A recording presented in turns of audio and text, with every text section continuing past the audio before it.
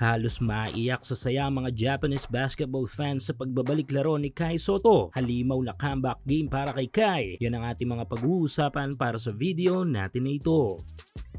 So yes, loud and clear, Kai is back. Mismo nga sa ating pambato na nagmula ang mga salitang yan sa kanyang caption sa post nito sa Instagram. Sa wakas, sa unang pagkakataon ay makukumpleto na rin ang ating mga Young Gilas Triple Towers na malaki ang may tutulong para sa ating national team. Idagdag pa natin dito ang ating pang-apat na tore na si Yabay, hindi ba? Heto na siguro ang posibleng pinakamatangkad na Gilas squad na ating mabubuo sa kasaysayan. Pero bago ang possible Gilas stint ni Kai, ay pag-usapan muna natin ang comeback game nito sa Japan. At ang unang kupunan na makakaharap ng Koshigaya Outpost dito with Kai ay walang iba kundi ang team ng Ibaraki Robots. Magkadikit lang sa standing ang Alpas at Robots sa overall team standing sa B-League East, kung kaya tasahan natin na magiging dikdikan ng laban na ito. Sa Robots ay meron 3 aktibong international imports na makakasagupa lahat ni Kaiju dahil lahat ng mga ito ay mga big man players, 2 sentro at 1 forward. Una na nga dito ay ang 6'10" former NBL player na si Eric Jacobsen, isang traditional big man na may tanga na malakas na opensiba sa paint. Typical na pang NBL ang laruan nito na magiging mabisang challenge sa comeback game ni Kai.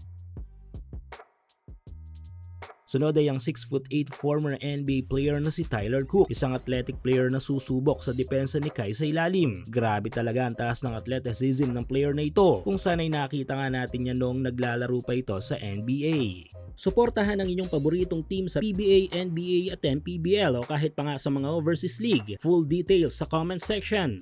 At ang huli ay walang iba kundi ang 6'8" former teammates ni Kai sa NBL ng Australia na si Robert Franks. Isang all-around offensive player na kayang pumunto sa loob man o sa labas. Isang matinding banta din ito sa tanga na depensa ng ating pambato. Tignan natin ang magiging reaksyon ni Franks kay Kai since malayo na ang in-improve ng laro nito mula noong lumaro ito sa NBL. At maliban sa ating mga Pinoy basketball fans at sa mga solid Kai Sotto fans, ay matindi rin ang suporta ng mga Hapon sa pagbabalik laro ng ating pambato. At sa sobrang tuwa ay halos maiyak pa nga ang mga Japanese basketball fans sa kanilang mga komento sa pagbabalik ni Kai. Kung mababasa nyo ang mga komento ng mga Japanese fans na ito sa post ng Alpas, ay tila mas naging emotional pa sila kesa sa ating mga Pinoy. Isa sa mga magagandang katangian ng mga fans sa Japan. More on support sila at kokonti o bibihira lang ang mga talangka. Di tulad dito sa alam nyo na. Well, suportahan natin si Kai sa kanyang pagbabalik laro mamaya kontra dito sa team ng Ibaraki Robots. At ang tabayanan ng mga updates dito lang sa ating channel.